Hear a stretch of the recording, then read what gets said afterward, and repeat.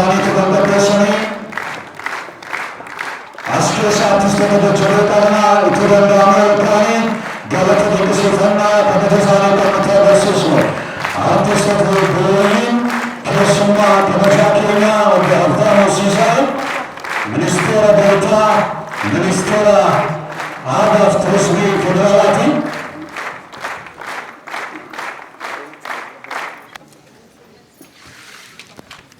Tranusa.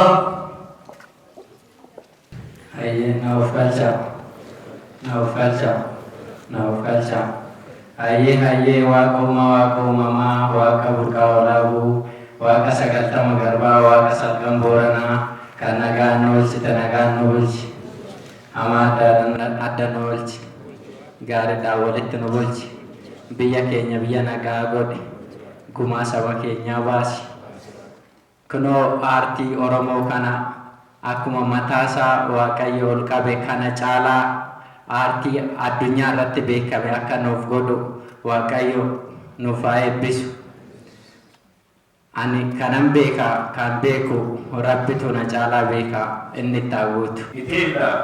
Iteenna baatee waatti dhagaye dhibaayyuun dhagaye yaalaan dhagaye gidaamojiin dhagaye xiqqaa keenya nu guddisi guddaa keenya nu bulchi beekaa nu bulchi biyya harka nu bulchi tuntoltu hayye yaa waaqa uumamaa sagaltama gabraa salgan booranaa torban baarentu waaqa ciicoo gurraattii gurraacha garaa garbaallee immoo garaa taliilaa kan si uume hin jiru kan si malee uumame hin jiru yaa waaqa nagaan oollee nagaan nu bulchi irraa gora nu oolchi dogoggora nu oolchi ilmaa dubaraan nu qaroomsi waaqni rooba haa kennu malkaan bishaan haa kennu saani dheedee dhugee aannan haa kennu waaqni uumamaa nutti haa araaramu yaa waaqsi nu uume kan si malee nu uume hin jiru si kadhannaa nu dhagayi oromoodhaa gamtaa kenni waliigaltee kenni gadaa walaabuu jiloo deebisi gadaa walaabuu jiloo keessa isa oromoon wal ijaaree waliigalee diina karaa lamatti dhufe firraa deebise jechuu kooti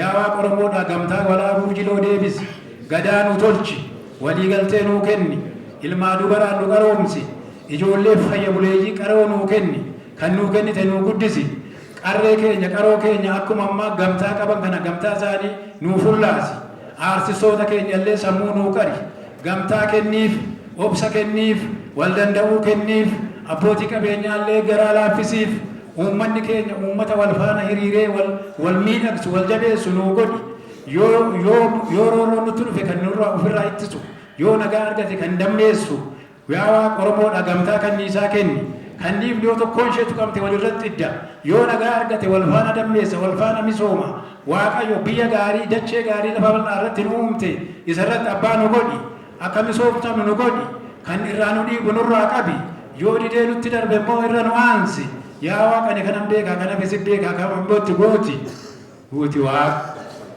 kana booddee yoo feetan harka rukutuu dhiichisuu dandeessu. Naman amma waamu bara 1980 gara jalqabaa keessa aartii warra jalqaban hangafoota nu qabnu keessaati isaan tokko. Isaaniin yeroo arginu nama waamu kana yeroo arginu artistoota keenya jaallatamoo kanneen akka Addimaasuu Birhaanuu Magarsaa, Taaddasa Cuukkee, tarii immoo Simbooddee Ilfinesh Seefuu fa'aa waamuu, Abbabach Ajjamaa fa'aa waamuutu danda'a. Nama guddaa waggoota 27 isaa oliif aartii Oromoo keessatti dadhabeetuun jedhee kan hojjetu. Adda kan isa taasisu immoo aartistii qofaa miti, ambaasaadara nagaa addunyaati. Taamiraat Kabbadaa.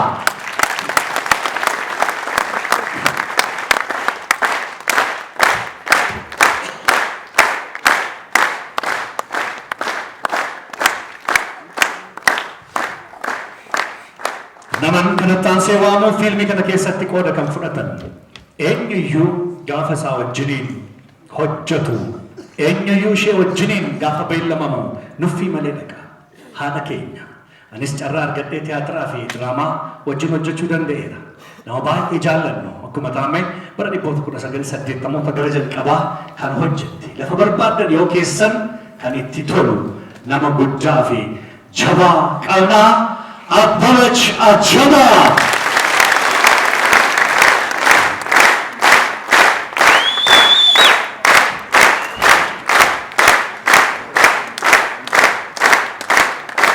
Abboonni iddoo dhukkubsattuullee hin haftu baay'ee namoota ishee duukaa hojjechuuf filatu keessaati ishee tokkodha. Kanatti aansuudhaan ammas bifa wal fakkaatuun amantii keenya keessatti namoota gatii guddaa qabu natti mul'attu garuu Ilfina Sheehu Ilfuu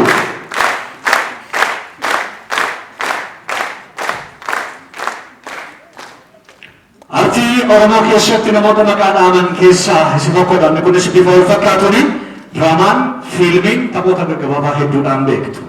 Umurii isaanii warra artiif kennan jajjaboo nuun qabnuuf maqaadhaan keessaati tokkodha. Har'as miidhagee huccuu aadaatiin faayeffamee nu gidduu jiru artiist Tasammaa Galataa.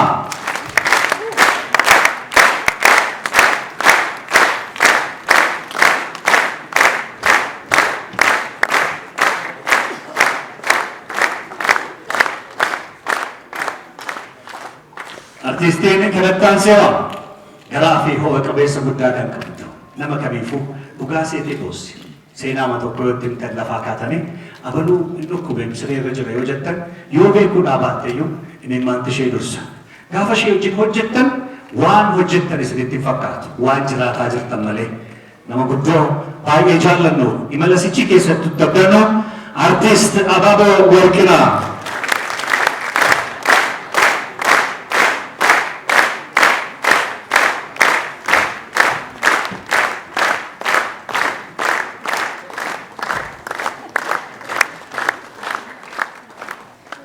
Naman kanatti aansee waamu Eelaatu waan isin barsiise. Eelaan isa isin barsiise naasaa miti. Fiilmiin lafee fi lafa waraabbii irratti argama. Godina Horroo Guduruu magaalaa Shaamburraa kiiloomeetira 15 seenee waraabbiin xumuramee meeshaa piroodakshinii kakaasanii gara sa'a 12 walakkaa imala jalqaban karaa lakkuurra geesse karaan harkaa bache. Tunaannoftuu sa'aatii lamaa olitti fudhate. Biyyi komaandii poostiitu jira. Lamaa walakkaa booddee rakkisaadha. Namni ishee barbaacha dhaqee obboleessi Hawwii Haayiluu immoo inni simbate. Ishee barbaacha dhaqee badee imala sa'aatii lamaa booda halkan magaalaa Shaambuutti kan argamte. Artiistii har'a akka carraa nu gidduu hin jirre baay'ee keessanitti aartu.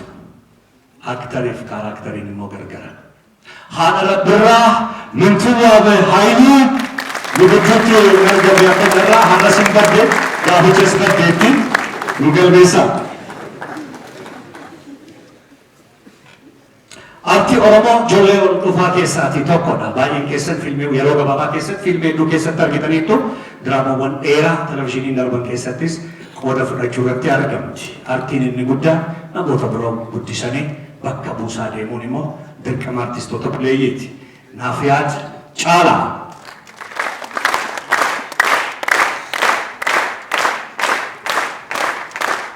Wabii Haayiluu.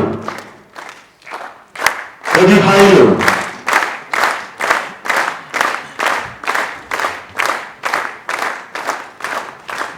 Artii Oromoo keessatti warreen kaleessa tuuta dhangaa keessatti yeroo inni jenne waan gaggaarii hojjetaa turan keessaati isa tokkodha. Waldaa fiilmii fi tiyaatira Oromoottis dura taa'atee tajaajileera. Ammas fiilmii lafaaf lafee keessatti nama gahee qooddate keessaa isa tokkodha. Galateeffachuuf maqaa waamna Dhaabaa Garabaabaa.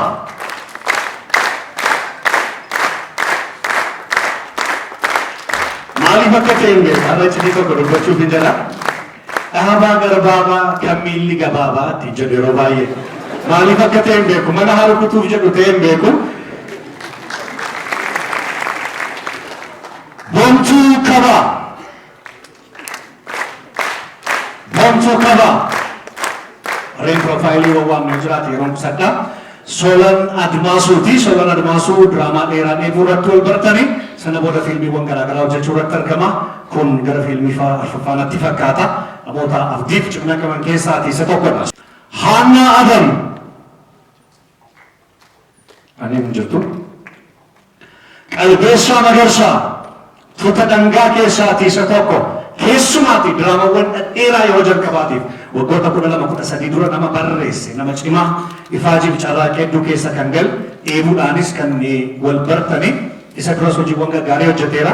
nama nuuf hin jenne qalbeessaa magarsaa atiingiin isaaniif eegsa biltee natti tole keessaati tokkosina. Kabbadaa Yorboshee Narishee Abdataa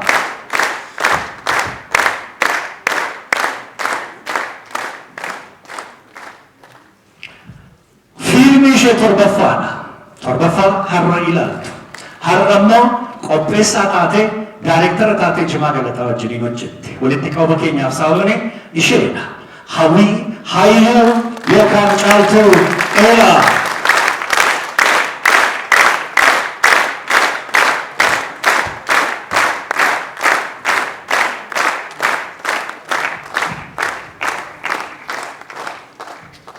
bifa wal fakkaatuun taphoota adda addaa sila ibseera Jimaa Galataa tuffatamyaa warra miidhagshaniif hamma irraatti hojii boonsaa fi fakkeenya qabu kan hojjetanidha guddaa galateeffannaa kanatti aansuudhaanii teeknikaal tiimii yookaan tiimii piroodakshinii fiilmii kana waama namni kun Oromoo keessatti waan irraa eegamu hojjechuu irratti argama Onda Goggoreen of Golcha fiilmii isaa sadaffaa afuraffaa natti fakkaata keessumaa as yeroo isaa guutuu kennee ijoolleewwan sadarkaa Itoophiyaatti hojii hojjetaniin muuxannoo argateen qeetti nu hojii guddaa kan hojjetaa jiru Ba'akaal Kabbadaa Kuukuu agaraa keessan hamma naa kennaafi.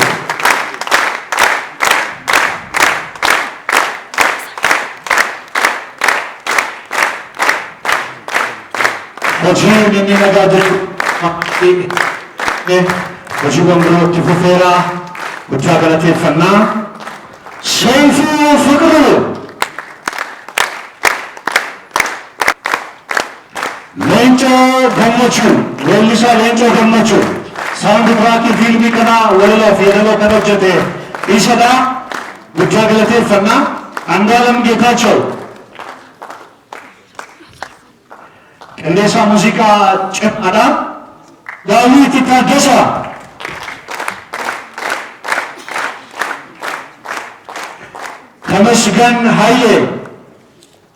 Tamasgan Haile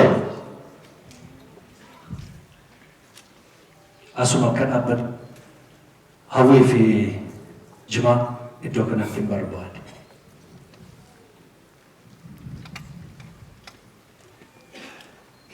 Guyyaa gammachuu akkasii jechi namaan dhufu garuu jecha tokko kiruun kun kiruu jabaadha kiruu guddaadha kaleessa artii keenya imala abdii artii keenya saboriis keessatti ilaalla. Isin immoo fiilmii keessatti barbaafaadha. Natti fakkaata. Mee akkamittiin ibsitu jecha tokkoon. Tuta kana baay'ee galateeffannaa. Maaloo nu galateeffadhaa isinis.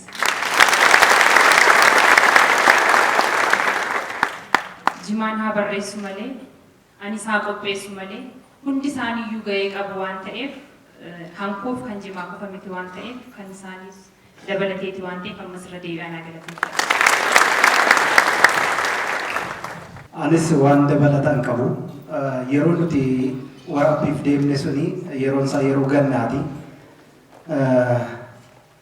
Yeroo gannaa sana keessa qalbeessan nu jalaa hafe malee waan xiqqoo tokko sin argisiisa ture silaatii waan keessa dabarre bu'aa bahii hedduu keessa baanee lukaatiin yoo xiqqaate kiiloomeetira 5 haga 6tti deemne konkolaataa waan keessa seenneef hundumti isaanii nu faana dhama'anii akkasitti hojjetaniiru isin fuulduratti akka galateeffadhu naa eeyyamu.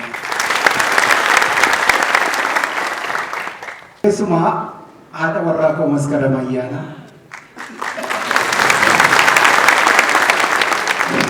ijoollee koo addana keessatti argamu Elellaan Jimaa fi Galaanee Jimmaa akkasumas halkan sa'aatii 6 sa'aatii 8tti gaafa nuti gallu halkan taa'anii hirriba malee nu eegaa waan turan waan ta'eef fiilmii kana keessas gahee qabu waan ta'eef galata guddaaf kabaja guddaa sanii qabaa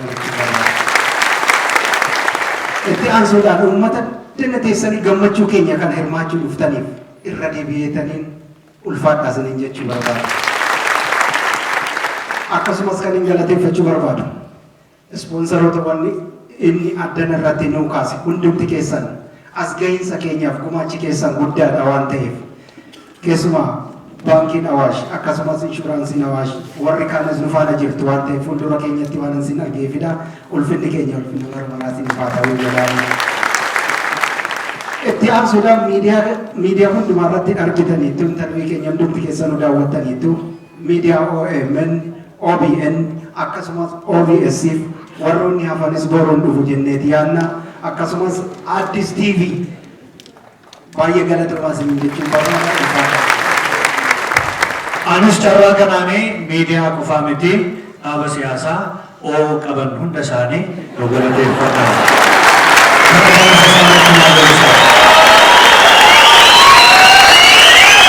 Keessumaan keenya kabajamaa obbo Habtaamuu Siisaay Deetaan Ministeera Aadaa fi Turizimii Federaalaa haasaa akka nu godhanii fi carraa kanaan akka artistii jajjabeessan akka Aadaa fi Turizimii Federaalaatti immoo artistootaaf waa'ee jiraates akka jedhani. Poleessi kiyya fi hiriyaa kun Faastil Kaayiskuulitti kan waliin baran Ambaasaadar Nagaa Taamiraat Kabbada hundaa ol immoo har'a abbaa dhimmaa kan taatan Hawwii fi Jimaa barattoota yuunivarsiitii abbootii gadaa hundi keessaan warra asitti argamtan baga nagaa wal argina jedha. Baga nagaan dhuftanii jedha. Mootummaan waggaa 28 dura dhimma Oromoo irratti giddu galeessa akkasii qabaannee aadaa keenya, seenaa keenya, dhimma keenya bakka itti ilaallu, bakka itti mari'annu hin turre. Waggootii 27 darban keessatti manni keenya injifannoon inni gonfate tokko dhimma eenyummaa isaati, waa'ee aadaa isaati, waa'ee seenaa isaati, waa'ee eenyummaa isaati. Kana guddisuudhaaf mootummaan hojii hedduu hojjetaa ture jira. Kanaanis bu'aan hin tuffatamne argamanii jiru. Akkuma sila qaroon jedhetti fiilmiiwwan baay'een hojjetamanii jiru. Kitaabonni hedduun barreeffamanii jiru. Maxxanfamanii jiru. Gabaarra oolanii jiru. Haa ta'utii garuu hojiileen yookiin bu'aaleen aartiin hojjetaman kun uummata Oromoo gaanfa Afrikaa keessatti uummata guddaa ta'e kan wajjin wal bira qabnee kan laallu kan madaalanii miti. Hojii guddaa nu dura jira. Kanaaf yuunivarsiitii adda addaa keessatti dhimmi aartii Oromoo waa'ee afaanii wanni jalqabee kun akka ka'umsatti itti fayyadamuudhaan kana caalaa hojjechuu qabna jedhee namana. Mootummaan gama aartiitiin, gama turizimii fi dabalataanis gama ispoortii keessattuu aartii wajjin wal qabatee aadaa guddisuu wajjin xiyyeeffannaa kennee jira. Har'uma ganama hoteela Nexus jedhamutti karoora waggaa 10 gama aartii, gama aadaa, turizimii fi ispoortiitiin jiru akka biyyatti naannolee wajjin marataa turre. Xiyyeeffannoo guddaa kenname keessaa biyyoonni baay'ee addunyaa irratti kan maqaa isaaniin beekaman hard power kan jedhaman kan maallaqa qabaachuudhaan, humna qabaachuudhaan, baay'ina uummataatiin kana bira darbee immoo diinagdeedhaan isarra yoo darbe humna waraanaatiin. Har'a garuu kun hundi osoo hin barbaachisin soft power kan jedhan akka aadaadhaan keessattuu aartiidhaan, turizimiidhaan biyyi baay'ee biyyoota biroo kan hawaasa addunyaa yeroo itti booji'an argaa jirra. Fakkeenya gaarii televezyiiniin qaanaa yookiin fiilmiiwwan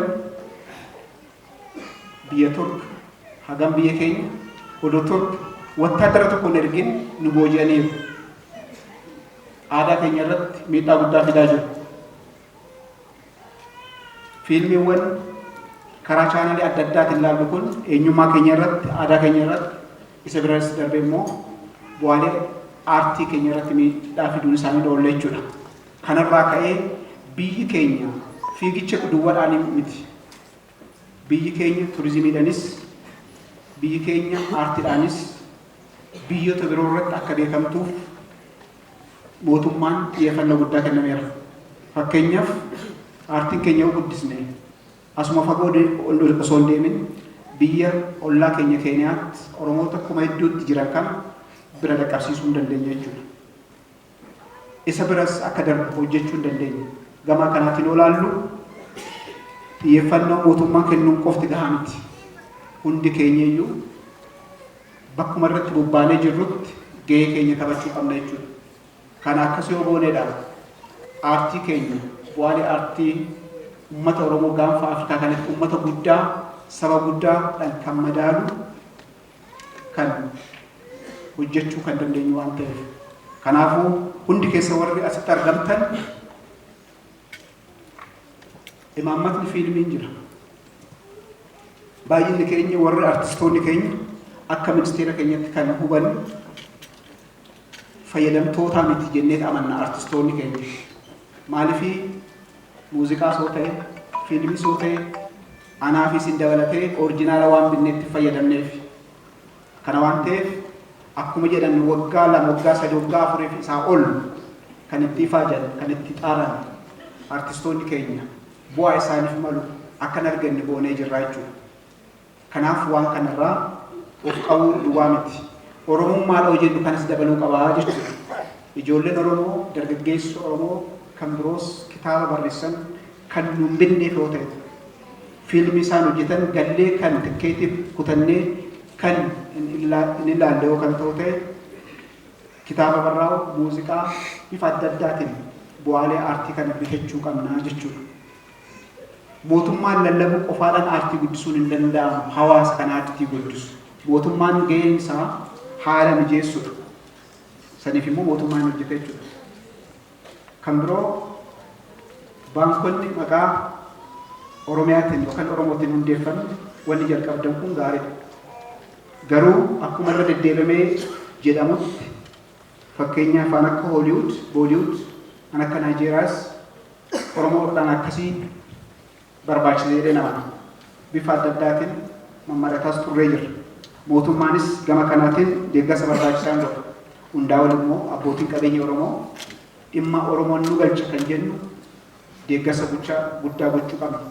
Artistoonni Oromoo baay'ee dandeettii oduu qabanu, beekumsa oduu qabanu, yaada oduu qabanu deeggarsa dhabuudhaan bu'aalee isaanii karaa dirreetti fiduu hin dandeenye.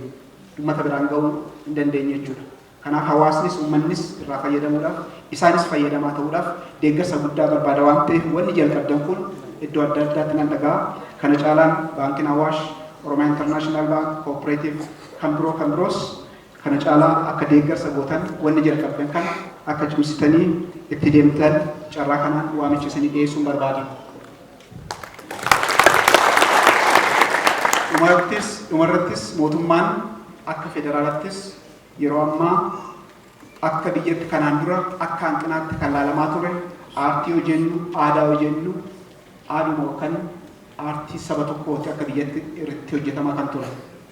Kanaafuu kun ilaalamee afaan hundaanuu saba biyya kana keessa jiru gama hundaanuu gama aartiidhaan aadaan isaanii akka cimu akka gabbatu akka kunuunfamu mootummaa federaalaa kan hojjetu ta'uu isaa carraa kanaan isiniif ibsuun barbaada. Hunda dura hundi keessanuu waamicha jaalleewwan keenya obboleewwan keenya nuu godhan kabajanii waan as dhuftaniif hundi keenya waan ilaaluudhaaf qophoofneef galatoomaan jechuun barbaada. Wanni kun nutti baruu akkasumas immoo isin duuka gama maraanuu dhaabbachuudhaaf anis akka Oromoo tokkootti isin bakka bu'eeti federaala kan jiru. Isin kallattiidhaan bakka namni subaattan karaa al kallattiitiin waan bakka namni